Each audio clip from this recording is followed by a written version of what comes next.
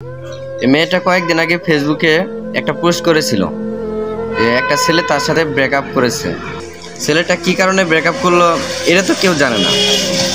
মেয়েটার ব্যবহার আচরণ, যেভাবে চলাফেরা ছেলেটা পছন্দ করে না আর কি। ছেলেটা যেটা করতে না করে সেটাই মেয়েটা বারবার করে, সেই জন্য ছেলেটা দূরে সরে চলে গেছে। এই মেয়েটা কি বলে একটু শুনি আমরা, তারপর কথাগুলো বলি। অ্যাকচুয়ালি আমার ব্রেকআপ হয়েছে যে 10-15 দিনই হয়েছে। আমি জানি না সে এটা দেখবে কি না, বাট আমি তাকে ভালোবাসি, প্রচুর ভালোবাসি।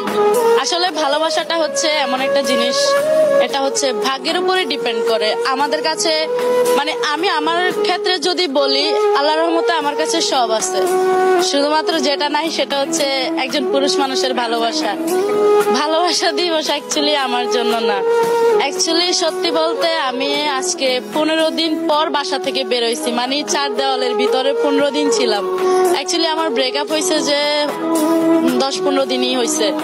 তো আমার ফ্রেন্ড আমাকে অনেক বলতেছে বের হওয়ার জন্য, যে কালকে ভালোবাসা দিবস। অ্যাকচুয়ালি এটা আমার জন্য না, তাও চিন্তা করলাম যে যেটা চলে যাওয়া সেটাকে আমরা যতই চেষ্টা করি সেটা ধরে রাখা সম্ভব না, তো সবকিছু বাদ দিয়ে নতুন করে শুরু করতে হবে, এইটা চিন্তা করে বের হয়ে গেছি আজকে। ছেলেটা ছেড়ে যাওয়ার তার একটা কারণ দেখাই আপনাদের, তাহলে বুঝতে পারবেন।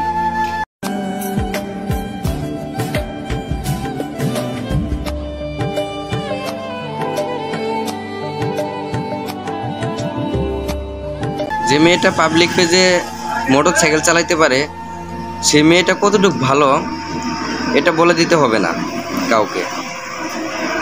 মেয়েটা ফেসবুকে কিছুদিন আগে অনেকটি কথাবার্তা বলেছিল, যেগুলো শুনে পুরুষ মানুষের ইমোশন কাজ করে আর কি।